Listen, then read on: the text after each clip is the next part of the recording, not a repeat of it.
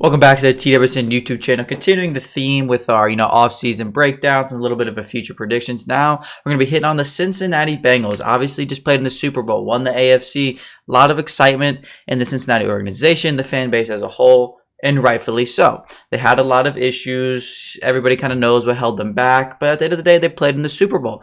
But they made a lot of key additions. And talk a little bit more about those additions, I'm going to let our man Isaac kind of just name some additions, talk about what he likes a little bit. But Isaac, what are some of these additions you like? Yeah, of course. The biggest one that stands out is going to be their offensive line additions. Like Logan said, we've seen the thing that held them back really the past few years, but especially in the Super Bowl. It was the offensive line, and they added three big starters there. Mm-hmm. And Ted Karras, Leal Collins, Alex Kappa, they were all signed, all expected to be starters on that line. That's a big upgrade, in my opinion, from what they had last year as well.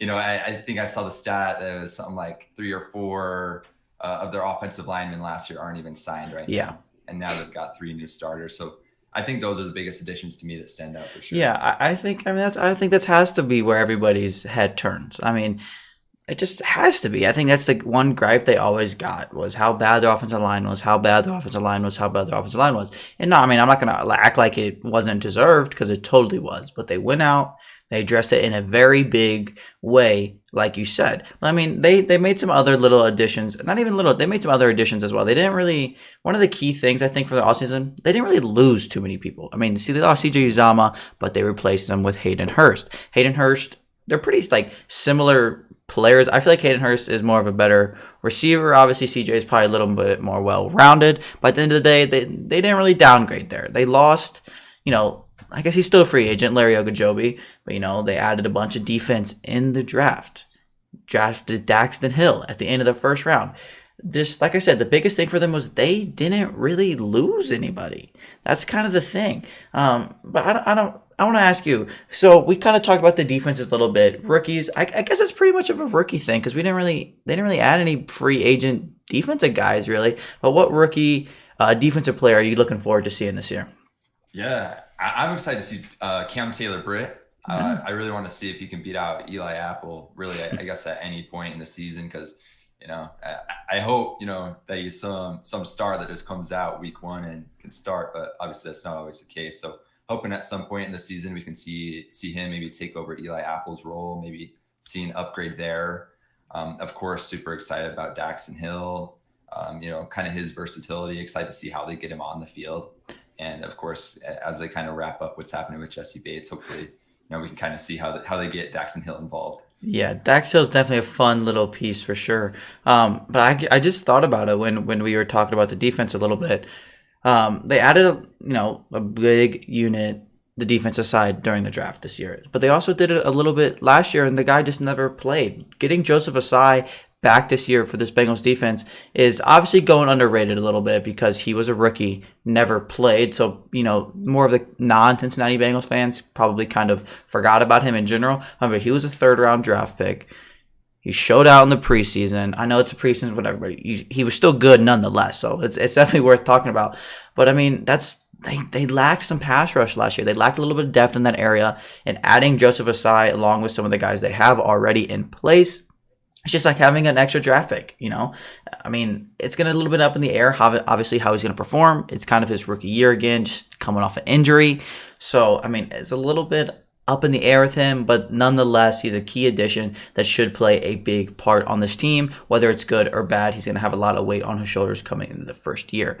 But now, we've talked about the offense. We've talked about the defense a little bit. So now let's just I want to hear, what are some of your expectations for the Bengals? How do you see kind of this year playing out for them?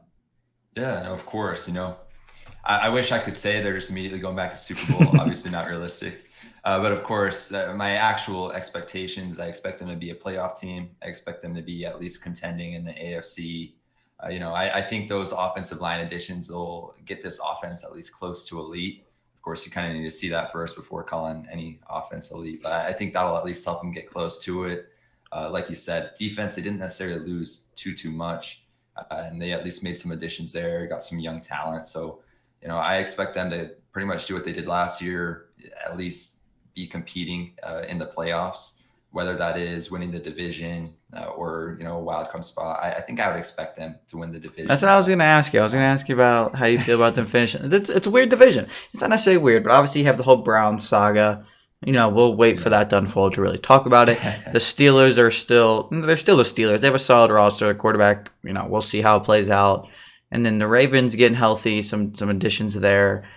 I mean, do you still think they should be? Do you think? I mean, I think they should be the favorite to win the division at this point in time.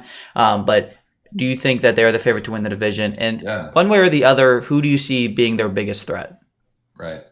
I think that they should be expected to win the AFC North. I think, like you said, it is a little tough. The Ravens are healthy now. I'm pretty high on the Ravens, honestly. Browns, who knows exactly what's going to happen with Deshaun Watson and stuff. But, depending on how that goes, I see them being very good. Steelers, there's always good. I can't remember exactly what the stat is, but all those winning records. Yeah, a long time. like Tomlin, never has a losing record or something along those lines. Something crazy like that. So, yeah.